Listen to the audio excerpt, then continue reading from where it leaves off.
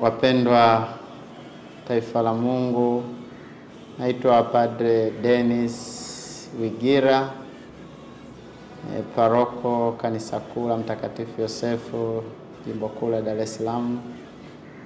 Pia ni mkurugenzi idara ya Caritas, Jimbo Kuu la Dar es Salaam. Pia ni mkurugenzi wa mashirika ya kipapa PMS, Jimbo Kuu la Dar es Salaam. Napenda kuwatakieni nyote heri ya Pasaka, heri ya ukombozi kwa njia ya mateso na kifo na ufufuko wa Bwana wetu Yesu Kristo.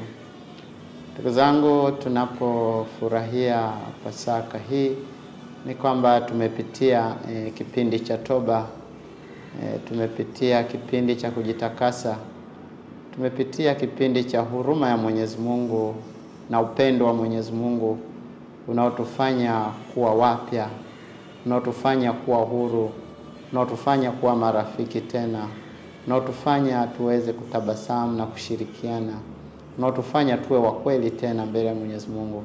Hivyo ndugu zangu, ninawaalika kutambua amani yetu mbele ya Mwenyezi Mungu na katika familia zetu, na wajibu wetu unatokana na upya wa maisha ambao Kristo ametuletea kwa njia ya ufufuko.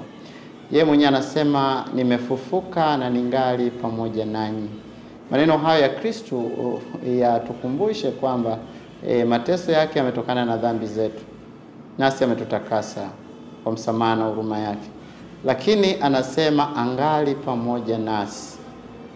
Tafsiri yake ni kwamba tuendelee kuwa wema, tusimtese tena Kristo, tusiumizane kwa matendo ya dhambi.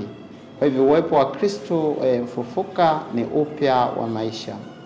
Pia katika kipindi hiko cha Kwaresma tumejifunza ukarimu. Nikiwa mkurugenzi wa idara ya Caritas, Jimbo Kuu la Dar es Salaam, nipende kushukuru makundi mbalimbali ama mtu mmoja mmoja ambao wamewafikia wahitaji, wamewafikia wenye shida katika kipindi cha Kwaresma. Basi wito kwamba Kristo angali pamoja nasi, tuendeleze upendo huo kwa wahitaji na wenye shida mbalimbali. Pia nikiwa mkurugenzi wa idara ya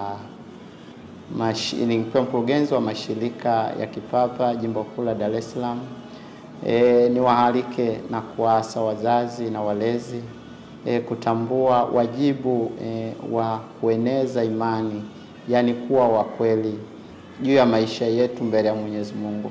Na tunaeneza imani kwa watoto.